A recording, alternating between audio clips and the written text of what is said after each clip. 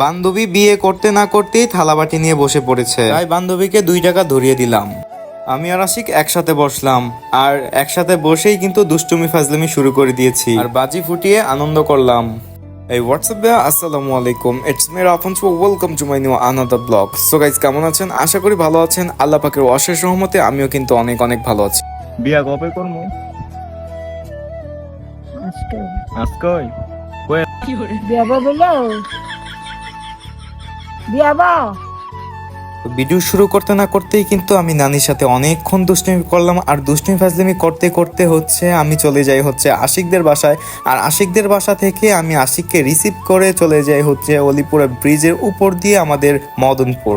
আর মদনপুর থেকে আমরা একটু দুষ্টুমি ফাজলামি করতে করতে হচ্ছে আমাদের গন্তব্যে আমরা পৌঁছে যাই বিয়ে বাড়িতে। বিয়ে যে কত মজা, শুধু খাবার আর খাবার। যাই হোক, যে বিয়ে করে তাই মানে সেই বুঝে যে বিয়ের কি মজা। তো হাঁটতে হাঁটতে আমরা কিন্তু অবশেষে চলে আসছি বান্ধবীর বাসার সামনে। বান্ধবীর বাসার সামনে গিয়েই কিন্তু আমি কল করেছি বান্ধবীকে যে আমরা এসেছি। তো আসার পর আমাদেরকে রিসিভ করে নিল। তো উপরে গেলাম, উপরে গিয়ে একটু ভিডিও করলাম। ভিডিও করার পর দেখি যে বান্ধবী আসছে, আর বান্ধবীকে জিজ্ঞেস করতেছি যে কেমন ফিলিংস। বান্ধবীর লজ্জায় লাল হয়ে গেল, আর নিচে গিয়ে কিন্তু মামার সাথে দেখা হয়ে গেল। আর মামার সাথে দেখা হওয়ার পর মানে ফাল দিয়ে মামার কোলে উঠা পড়লাম। তো সবাই মামার একটু চিনা রাখেন, কারণ হইতাছে মানে বিদেশ থেকে আসছে, বিদেশ থেকে আইসা বিয়ে করতে পারতেছে না। এই যে চকলেট দিল, চকলেট খাইলাম, বিদেশি চকলেট। তারপর মুড়ি খাওয়াইতেছে, মানে মানে কি বলবো, এরকম একটা মানুষের বউ নাই এখনো, সে এখনো সিঙ্গেল।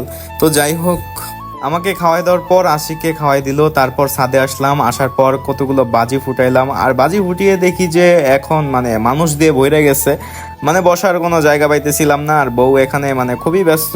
আর এখানে হচ্ছে এখন খাবার দাবার পালা, আমি এখানে দাঁড়ায় রয়েছিলাম। তারপর হচ্ছে একটু কাজকর্ম করলাম। এখানে হচ্ছে আমি বিরিয়ানির প্লেট নিয়ে একটু দৌড়াদৌড়ি করলাম, সবাইকে দিলাম। এখানে হচ্ছে কাজ করে সবাইকে বিরিয়ানি দিয়ে আবার চলে গেলাম স্টেজে বান্ধবীর সামনে। বান্ধবীকে জিজ্ঞেস করলাম কি অবস্থা, বলতেছে ওকে, মানে সবকিছু ঠিকঠাক। তো স্টেজে ওঠার পর দেখি যে বান্ধবী খয়রাতির মতো টাকা তুলতেছে।